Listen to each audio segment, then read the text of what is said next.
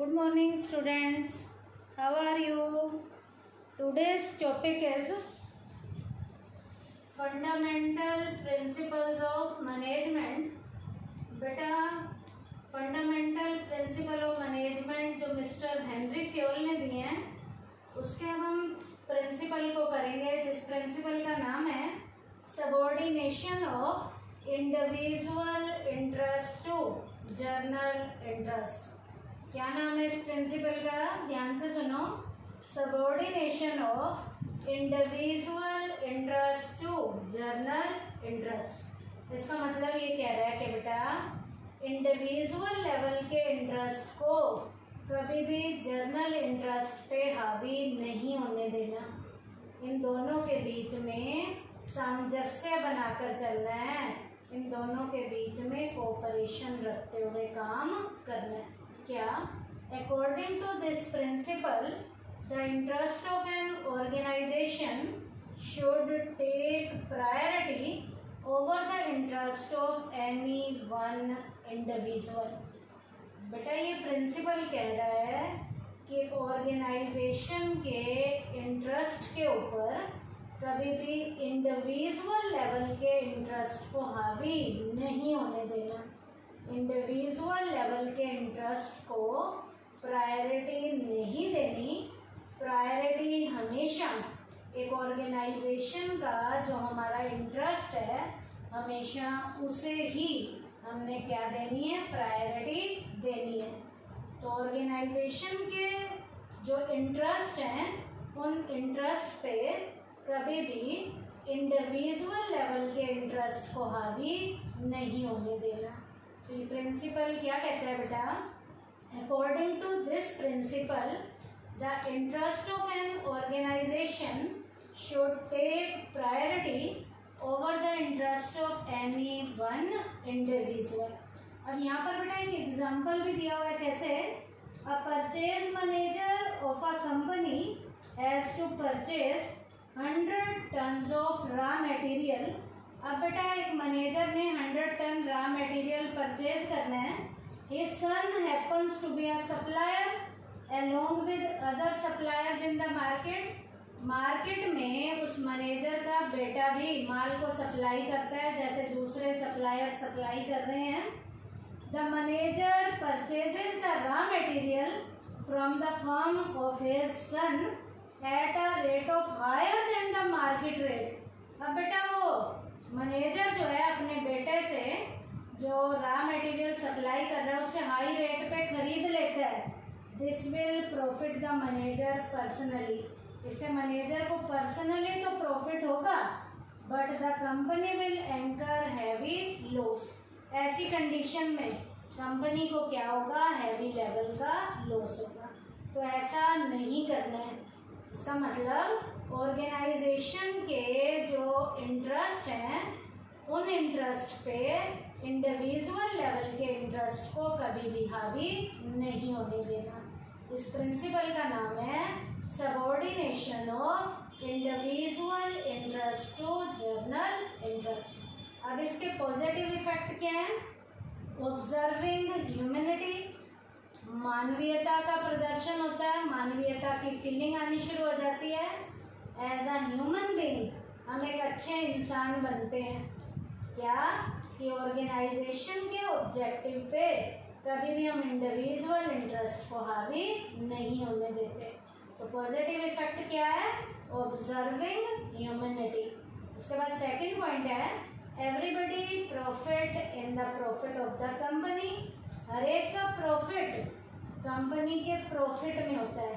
Company को profit होगा तो आपको अपने आप ही हर एक को प्रॉफिट होना शुरू हो जाएगा।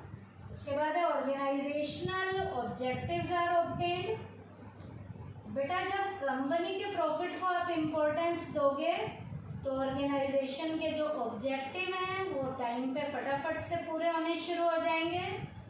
Coordination between the individual and organizational objective.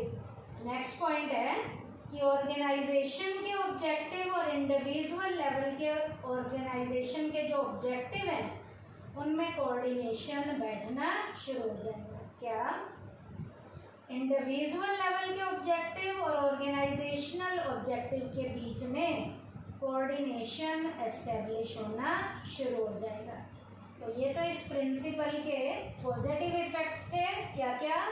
Observing humanity, everybody profits in the profit of the company, organizational objectives are obtained, coordination between the individual and organizational objective.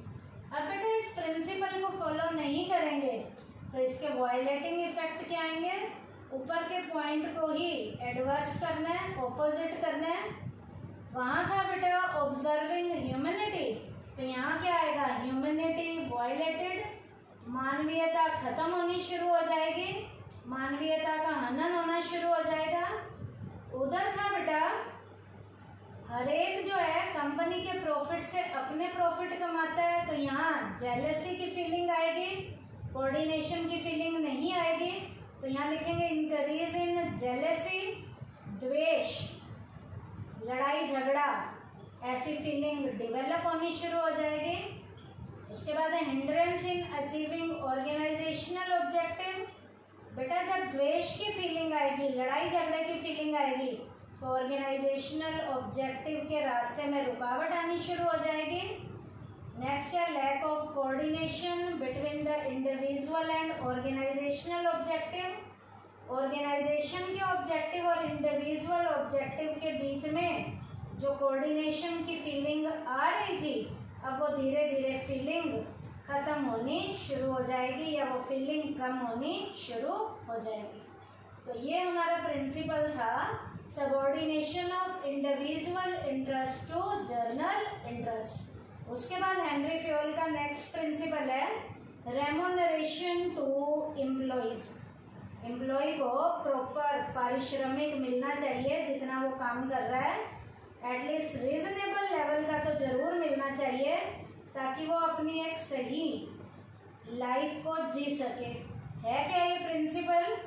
इसका मीनिंग है according to this principle the employee should be paid fair remuneration which should give them at least a reasonable standard of living। Employee को काम करने के बाद fair level का remuneration दिया जाना चाहिए। फेयर का मतलब है प्रॉपर लेवल का पारिश्रमिक दिया जाना चाहिए। क्यों दिया जाना चाहिए?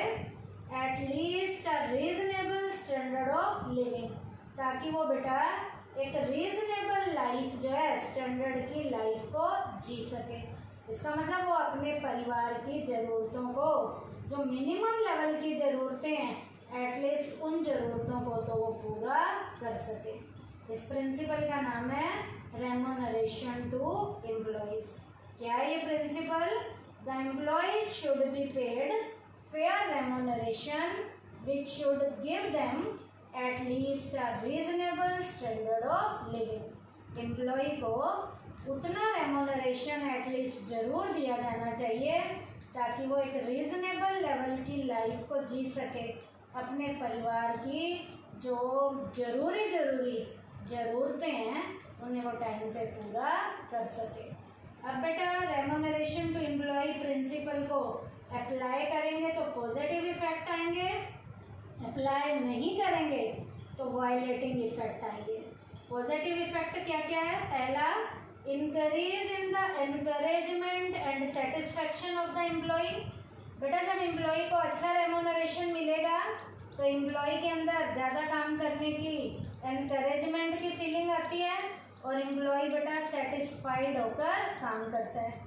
तो एनकरेजमेंट की फीलिंग और सेटिस्फेक्शन की फीलिंग इंक्रीज होनी शुरू हो जाती है जब उसे प्रॉपर रेम्यूनरेशन दिया जाता है।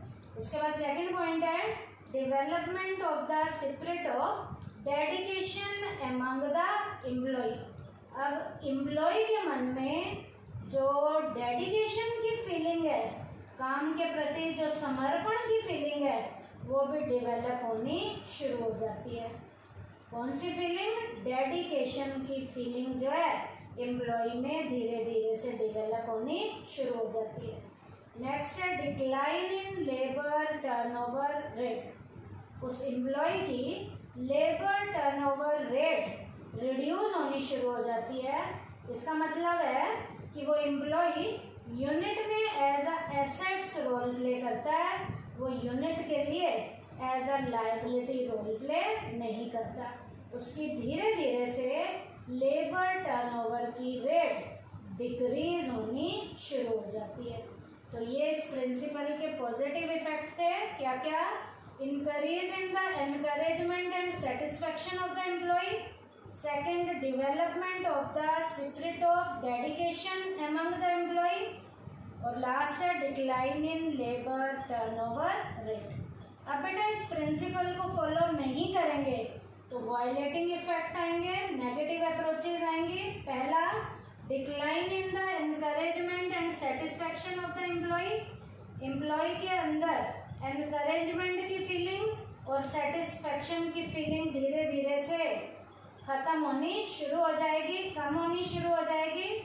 एम्प्लॉय के अंदर एनकरेजमेंट और सेटिस्फेक्शन की फीलिंग घटनी शुरू हो जाएगी। Second, encouragement to dishonesty, employee बेईमान होना शुरू हो जाएगा। पहले जहाँ डेडिकेशन की फीलिंग आ रही थी, अब डिसऑनेस्टी की फीलिंग एम्प्लॉय के अंदर डेवलप होनी शुरू हो जाएगी। लास्ट है increase in labour turnover rate.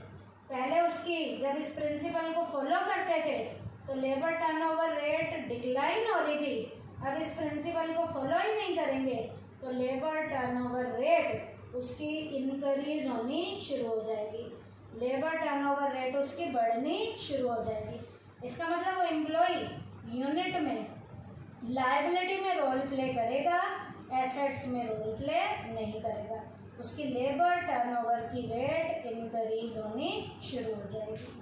तो आज के टॉपिक में हमने क्या किया बेटा, फंडामेंटल प्रिंसिपल ऑफ मैनेजमेंट में हेनरी फ्योल के दो प्रिंसिपल हमने किए हैं। Subordination of individual interest to general interest किया है, इसका मीनिंग, इसके पॉजिटिव और वायलेटिंग इफेक्ट। उसके बाद हमने किया है रेमोनरेशन टू एम्प्लॉयज, इसका भी मीनिंग किया है और इसके भी हमने पॉजिटिव और इसके वायलेटिंग इफेक्ट किए हैं। थैंक यू बेटा।